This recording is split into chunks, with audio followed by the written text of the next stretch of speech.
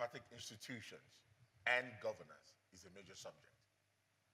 It is a time by which many people will come together to choose their elected representatives through the electoral process, some every 4 years, some every 5 years. For some, it's every 2 years. Wherever you are on the face of the continent, I bid you welcome to the agenda. My name is Abiodun Famujura. It's good to come into your living rooms, on your mobile devices, and every platform upon which you are watching us. It's good to connect with you again. Today's episode, we shall be looking at a very important topic. It has to do with the electoral process, but importantly, curbing post-election crisis. Because for many nations of the world, including the nation Nigeria, every time we talk about elections, there is an apprehension, there is a fear, there is a concern that there will be crisis. Today, I am joined in the studio with a gentleman that has been with us before now and was part of our project. His name is Femi Oyewunmi. Welcome to the agenda. Thank you for having me again. I'm so excited to be here. Yes. Today, we're looking at a very important subject matter, curbing post-election crisis. What do you believe is the recommendation or your own counsel to the electoral umpire who is meant to be neutral, who is meant to be not biased, who is meant to be an arbiter to ensure that every party and everybody signs up to the project without fear of contradiction? All right, thank you very much. I think history is one of the ways that can lead us to where we are going. In the past, we've seen the increase in the violence, yes, especially violence. post-election. And the reason being that at the end of the day, people don't get the desired result. We're in a democracy where we believe that representation is by the will of the people. And what that should translate is that at the end of the day, you want to see that your representation is now assuming power. But if that is not the case, then tension builds up. And now, what measure can we put in place? Yes. I would like to speak so much on the transparency in the process of that election. The build-up process. Yes, absolutely. Because if I lose trust of the people saddled with the responsibility, and I'm talking about INEC in this way, because the name called independent body should be able to show the people that they are independent. And I need to give a bit of credit to what has happened in history, because coming from 2019 into this election that we're going into is the fact that they could be able to sign that electoral law that allowed technology to be used. For example, we have the continuous voters registration that is done online. They were able to register online 16 million new voters that joined. Then secondly is the introduction of the beavers that allows you to transmit the result right from the polling unit. And I mean, example of that is, I take Ondo State that had election last year. As at 4 p.m. on that very day, we have 90% of everyone who has voted. We can see the numbers. That way, it increases the citizens' confidence to say, oh, like the days of the old where you have finished voting, waiting for the results being, collated is different from what people saw while leaving their polling unit. Let's talk about that, Mr. Oyewunmi. You made reference to transparency. You made reference to independence. Let me ask you the question. What steps can be taken to prevent the manipulation of electoral results? So one of the measures that have worked over time, and you see in our neighboring countries in Africa, is the introduction of the foreign missions that comes into that election. So there are independent bodies, the monitoring bodies. Yes, it's, independent bodies that come, international bodies that come to look at the process. For example, there are little education being done on what needs to be done to vote the right candidate. Increasing education about the voting itself. When you have those international bodies are available, I've seen more than 80% from statistics shows that anywhere you have those monitoring bodies coming to witness, they are not interfering, but they just be able to monitor the process. You see little manipulations that happen. I'm not saying it's 100%, but that helps, and for people to see. The solution, one of the solutions I've also mentioned to you now is that introduction of that technology makes people know that if I do this, that result goes online, that result will also be counted. Thirdly is that our people need to understand that voting is not just coming in there and placing your finger on that paper. You also need to be responsible enough to ensure that that vote is actually counted. Meaning you stay back. Yes, stay back. Because I've seen that in the older generation, they understood the game. Because the politicians at that level have done a lot of education. They see them in a classroom, see them in a town hall meeting to tell them this is where you place the vote and make sure you don't leave until it's counted. Because the process is not done until it is actually counted. That's when it actually counts. But our young people get, for the little numbers that is going to get there, immediately they vote, they're off. And if the party agent says that this vote is invalid, it's actually invalid. All right. I want to believe something, that the young people will not be off this time around. I'm hopeful too. The young people will stay and ensure that their vote not only is counted, but it counts. Let's talk about something very important: the peaceful coexistence between the political parties. What will be your advice or recommendation to the government to ensure that we have a lot of political groups? I'm not going to mention any political party. There are quite a number of them. Some are much more dominant in the media space. But how will the government ensure that there is a level playing field such that no political group or party has an unfettered advantage above the other? All right. So what we usually see when an election is getting close like this, there's something they call the Code of Conduct for Peaceful Inter-Party Elections, saying Correct. that the candidates will come out with the oppositions to say, we agree that we should go into this election on a level equality playing ground and tell our people that whoever wins, we are going to take it in good faith. And that being done, they come publicly, sign off that document to say whoever wins takes it. But what you see at the end of the day is that it's a paperwork that's been done. The effectiveness of that, we have not seen that. And I'm going to tell you why. The reason is because in our kind of system of election, the winner takes all. The losers takes nothing. If you take neighboring countries like Ghana, for example, which is their numbers is actually smaller than us. But Yes. what you see in that is immediately after the election, the president is coming out to say that I'm not a party to APN. I'm now party to all Ghanaians. And this, our opposition party, we are going to work with them in the next 4 years to make for a national agenda. What you see in our nation today is not that case. Everybody that loses in that election is going back home. So people are going to do a lot to reject that result. I want to take you up on that when you talk about an emerging winner says that he's no longer the candidate of a particular party, but he represents all the people. Yeah. There is a role of the media organization. Some in the reportage, some media organizations are sensational. I mean, election results are being awaited. They're already saying some, not all, and I'm not going to mention any. How do media organizations, what is the role of our media organizations in ensuring that they are responsible in their, I mean, someone shows up in a place and says that he's been to 3 wards and posting the results. And he's already talking about the result that has not yet been computed. So what is the role of the media? Media plays a major role, and not just the media. I'm going to talk about the stakeholders generally.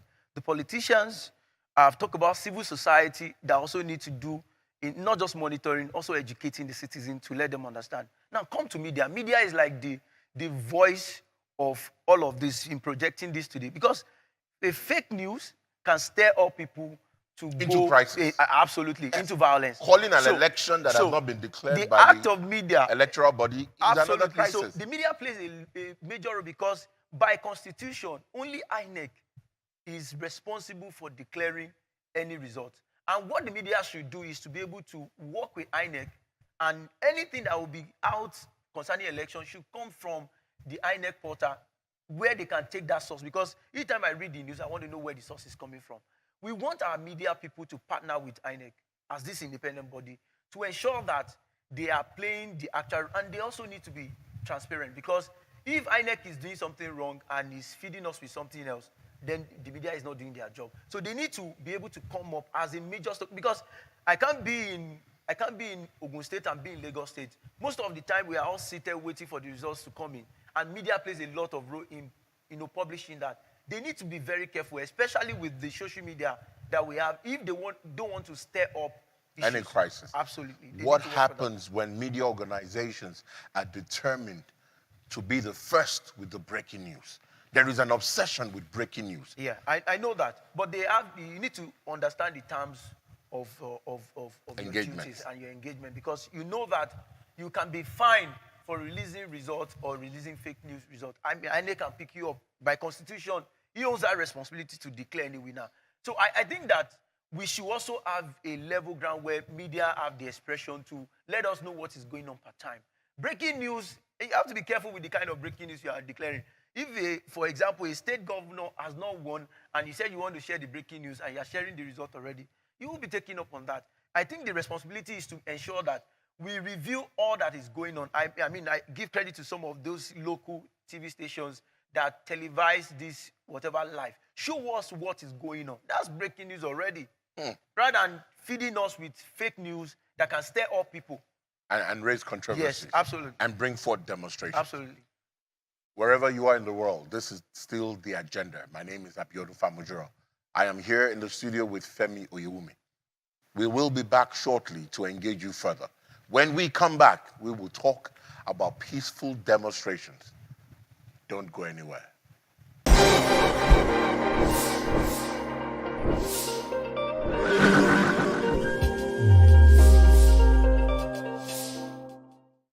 Welcome back. It is still the agenda, and we're talking about curbing post-election crisis. Mr. Oyewunmi has been with me in the studio. We've been engaging resourcefully and intellectually. And I need to ask you this question. Peaceful demonstration. How can we manage it in the post-election scenario, wherein results have been declared and the people believe firmly that they've been cheated?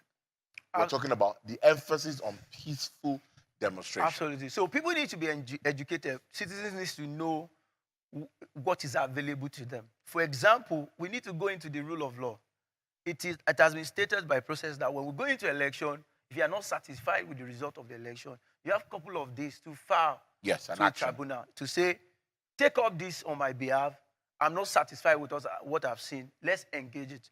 I mean, a recent development that happened in Osun State after the election, everybody celebrated the winning whatever, especially with the change of government. I mean, people have been pressed, non-salary being paid and all that. And I also think strongly in that election that the people's voice was what actually emerged at that. That is your opinion. In my opinion.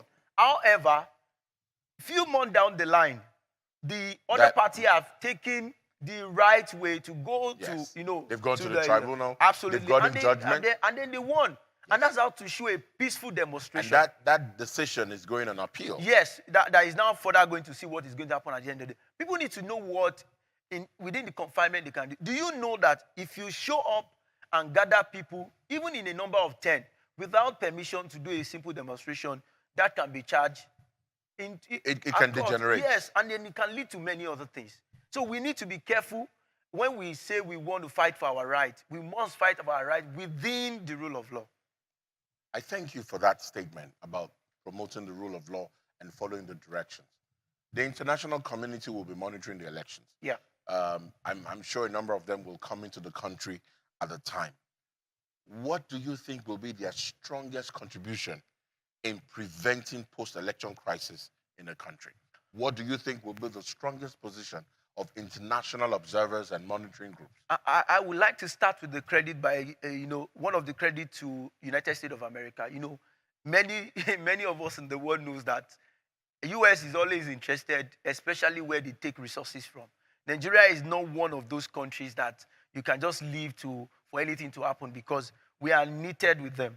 And when you want to talk about Nigeria election, it's like Africa election is happening, because we are also leading the way in Africa. The whole world is watching. Absolutely. So one of the statements the president of America released not long ago, about 2 weeks ago, is placing sanction on anyone, any politician or any individual that want to stir up any crisis within this election, meaning that they are going to ban that person, a 10-year ban to the U.S. And that is going to send a strong message to people who are planning this plot and all that, to let them know that the interest is not just for us in the local level, even the international world are actually Watching. yes, and interested in it. When that happens, it means that they are heavily investing into this election to ensure that we can elect our people in a simple and in a simple and peaceful way. Peaceful way. And it goes a long way. I need to ask you a question now. And this question, I find it most instructive and interesting. How can political leaders be encouraged to accept election results, regardless of the outcome? Every political party and their candidates are going into this election with the mindset that they believe they will win. Yeah, of course. There are no small parties. Yes. Everybody is going in and saying, we have a chance, we are going to win.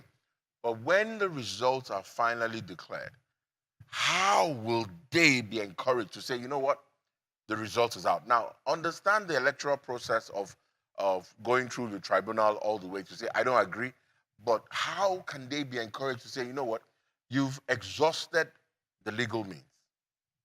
Do not look for any other avenue to create crisis so that we do not have the post-election crisis. I would like to remind the politicians that for someone who has the people's interest in that, the first reason why you need to ask yourself what the purpose. Why are you doing this? The first reason why you're doing this is to make sure you bring out your own contribution to the people to better the life of the people. And it's not about it, it's about the people. If we go into an election and the result of the election, for example, in 2019, one of the presidential candidates, by the time the result was out, the followers on Instagram, he didn't get the vote. His total vote was not up to his followers on Instagram. He has to accept that this is the reality of life, that maybe perhaps people does not agree with his ideology and all that. These people need to understand that, yes, they want to contribute their quota to the nation building, but when the results are out and people vote for the other party, you should be able to come to terms with what people want. Because at the end of the day, it's a game of numbers. So you need to accept the result. And more importantly, it doesn't end there because you still have other ways of contributing your, your quota. Take President Buhari for an example. He's been on this journey since 1999. Interestingly, when democracy started, it has been his intention to rule us in this nation. It took him how many years? About 12 years. Consistently going back before he finally and at any point in time he didn't even come out to say stir up this or stir up that, despite that he has the numbers, because from the very beginning he has his own numbers from the northeast side, and then we didn't hear so much, because when you look at where violence is coming from in Nigeria, and if you want to be specific, you need to take the south. That's where it emanates from. Most of, in fact, in 2019, about 85% fatality from all of the news that we got at that time came from that region. So it means that we need to be careful, send a strong message to all the politicians to let them know that when the elections are done, when the results are out, you need to accept it. If you see anything that is wrong, use the rule of law. After the rule of law have, come into play, and then you are now with the final result, go back to the drawing board. Let's try again. Femi Oyewunmi, curbing post-election crisis in any election and in a country such as Nigeria. If you lose an election and you decide to set the house on fire, who will you lead? If you win an election and you decide not to be magnanimous, provoking your counterparts into anger and there is crisis, who will you lead? You need a nation that is peaceful for you to say that you are the leader for that nation. Wherever you are, knowing well that you are voted or you are going to vote, promote the agenda of peace. Promote the magnanimity of your candidacy. Let everybody know that no nation that is on fire can be governed or ruled. This is the agenda. We have spoken about curbing post-election crisis, but the conversation continues. In your small space, in your private space, please promote peace, whatever you do. Connect with us on our various social media platforms displayed on the screen. Till I come your way at our next episode, believe in this nation. And for those who are watching and asking about my appearance, please be reminded, I am first and foremost a Nigerian, not defined by tribe, race, creed, or ethnicity. I am a Nigerian. This is the agenda. I look forward to seeing you soon. Bye for now.